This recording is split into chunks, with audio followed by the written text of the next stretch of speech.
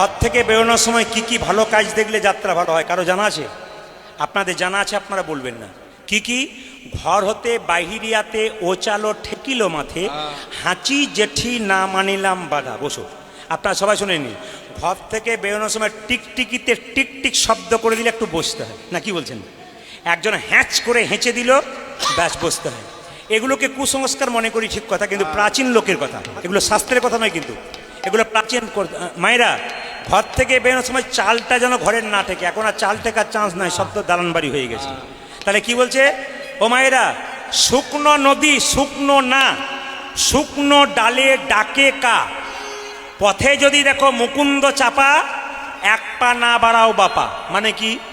যদি ঘর থেকে বেরোনোর সময় দেখছেন নদী শুকনো, মানে জল নাই, এগুলো কার কথা? প্রাচীন লোকের কথা, শাস্ত্রের নয়। কি বলছে?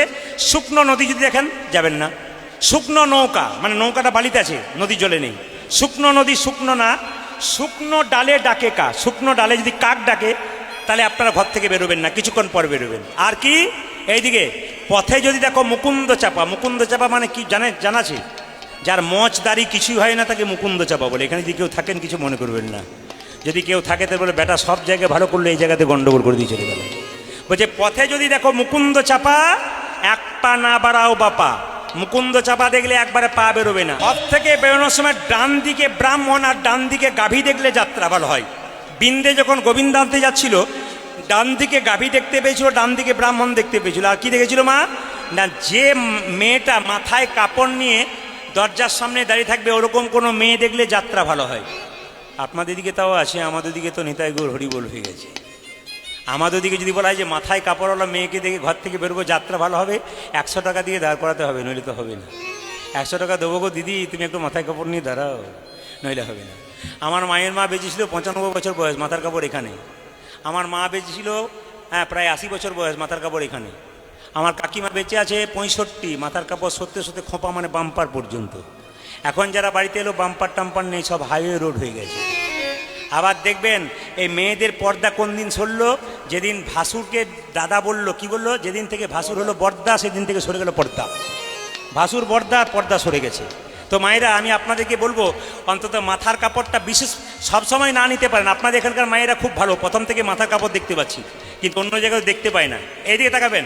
সেদিন একটা জায়গাতেও এখন লাভ ম্যারেজ করে বিয়ে করে নিয়েছে আমার একটা বন্ধুর ভাই। তো বউ দেখতে গেছি, আমাকে বলেছে একবার আসবি, বউ দেখে যাবি, লক্ষণ টক্ষণ ভালো আছে কিনা। এখন আমি অত সব বলতে পারবো না, দেখতে যাব। তো দেখিস এখন দেখবেন বউয়ের পাশে যে মেয়েগুলো বসে থাকে, কোনটা যে বউ বোঝা যায় না, বলুন তো। ও যেমন সেজেছে ওরাও তেমন, তার চাইতে ভালো সেজেছে।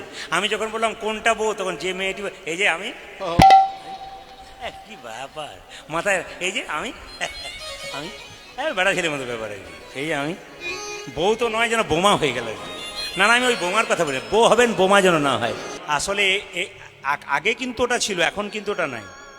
এখন স্বামী মরে গেলে কত তাড়াতাড়ি বিয়ে করা যায় তার, না না, সেটা আপনাদের মধ্যে নয়, পুরুষ মানুষের মধ্যে আছে। স্ত্রী মরে গেলে 1 বছর 2 বছর গেল, তারপরে তো পাত্রী খুঁজবার জন্য চাপ দিতে থাকবে। সবাই নয়, 2-4 জন। একটু আমি আপনাদের প্রমাণ দিয়ে দিই, আপনারা সবাই তাকাবেন। স্বামী বিবেকানন্দের নাম শুনেছেন? উনি একবার আমেরিকাতে গিয়েছিল, তাকাবেন। উনি আমেরিকাতে গিয়েছিল, ওখানে গিয়ে দেখতে পাচ্ছে একটা মেয়ের স্বামী মারা গেছে।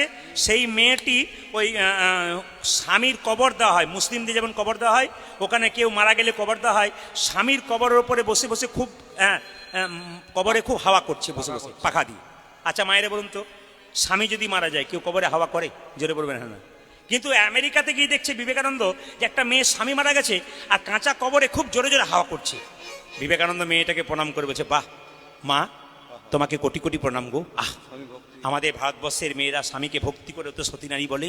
তোমার স্বামী মারা গেছে, তুমি কবরে হাওয়া দিচ্ছ, এত তোমার ভক্তি, এত ভালোবাসা। মেয়েটি বলছে, আমার স্বামীর ভালোবাসার জন্য আমি কবরে হাওয়া দিই নাই। তাহলে কেন দিচ্ছ? বলছে, আমাদের এখানে নিয়ম আছে, স্বামী মরে গেলে যতক্ষণ না কবরটা শুকোবে ততক্ষণ নতুন বিয়ে করতে পারবো না, তাড়াতাড়ি শুকিয়ে নিচ্ছি যাতে আগে হয়। ছেলের জন্যে কাঁদবেন, মেয়ের জন্যে কাঁদবেন, পরীক্ষা দেখবেন। ছেলে মেয়ের জন্যে কাঁদছেন, খুব ধাক্কা পেয়েছেন, যন্ত্রণা পেয়েছেন, খুব কাঁদছেন, চোখের জলটা চোখের কোণ দিয়ে পড়বে, সেই জলটা স্পর্শ করবেন, গরম লাগবে। সেই জলটা মুখের মধ্যে প্রবেশ করলে নোনা নোনা ভাব লাগবে। কিন্তু ভগবানের নামে মন্দিরে কেউ যদি কৃষ্ণ বলে কাঁদতে পারে বাবা, তার চোখের জলটা চোখের কোণ দিয়ে পড়ে না, তার চোখের মাঝ দিয়ে পড়ে। সে জল গরম হয় না গো, শীতল হয়। সে জল মুখের মধ্যে প্রবেশ করলে মিষ্টি মিষ্টি ভাব লাগে। আমি প্রত্যেকটি মা বাবার কাছে নিবেদন রাখবো, যদি কাঁদতেই হয় তবে ভগবানের মন্দিরে কাঁদো। নিজের যত যন্ত্রণা, যত ব্যথা ভগবানের চরণে কেঁদে কেঁদে বলো। ভগবান বলছে, ভক্ত দুফোঁটা চোখের জল আমাকে দিলে আমি আর কিছুই চাই না।